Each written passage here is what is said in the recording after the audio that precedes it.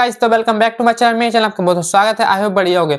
चलिए वीडियो को स्टार्ट करते हैं। आज की कहानी बहुत इंटरेस्टिंग होने। चलिए वीडियो स्टार्ट करते हैं। तो कहानी का नाम है वह सूना मकान। कहानी का नाम है सूना मकान, अबैंडन्ड हाउस। ठीक है। शहर के किनारे एक पुराना टूटा मकान था। कि शहर के किनारे जो टूटा मकान था, लोग उसे सूना मकान कहते थे। लोग उसे जो अबैंडन्ड हाउस कहते थे। दिनों में भी वहां कोई जाता नहीं था। दिन में भी हाउस के पास कोई व्यक्ति नहीं जाता था, क्योंकि कहा जाता था कि रात होते ही उस मकान की खिड़कियां से रोशनी झिलमिलाने लगती हैं। रात होते ही जो मकान की खिड़कियां जो रोशनी झिलमिलाने लगती है, चलने लगती हैं। जबकि अंदर कोई नहीं रहता था।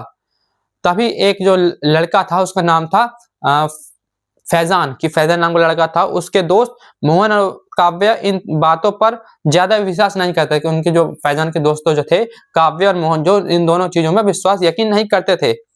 एक दिन स्कूल से लौटते समय उन्होंने तीनों ने तय किया कि आज हम लोग जो हैं 3 लोग उस अबैंडन्ड जो मकान में जाएंगे। ठीक है, जो सुना था।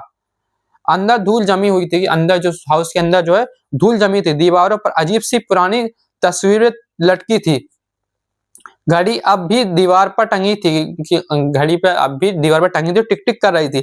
लेकिन उसकी सुइयां जो रुक गई थी, जैसे समय वहीं थम गया हो, जैसे वो समय जो है वहीं स्टॉप हो गया हो। तभी ऊपर की मंजिल से टक टक की आवाज आने लगती। ऊपर जो मंजिल था उस फ्लोर पर टक टक की आवाज आने लगती है।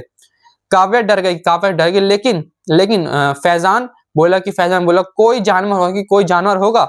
वह तीनों सीढ़ियां चढ़े। ऊपर एक कमरा था, कि ऊपर एक रूम था, जहां एक पुरानी डायरी रखी थी।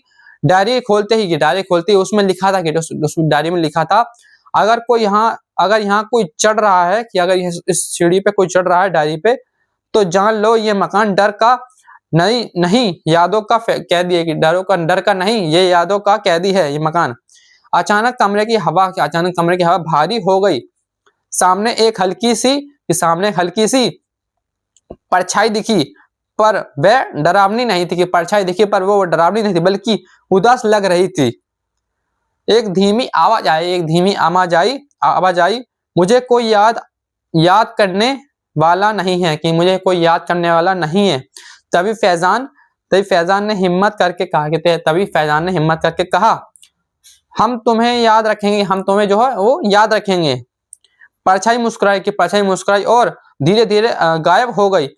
कि धीरे धीरे वो परछाई जो मुस्कुराई हो, धीरे धीरे अपने आप ही गायब हो गई। उसी पल जो मकान की घड़ी जो चलने लग गई। तीनों दोस्त बाहर भागे, कि तीनों दोस्त जो भाग की तरफ भागे। फिर कभी रोशन नहीं हुआ। लेकिन फैजान जो जानता था, कि फैजान लड़का जो था वो जानता था, कुछ जगह भूतों से नहीं भूली नहीं हुई कहानियों से डरावनी होती हैं।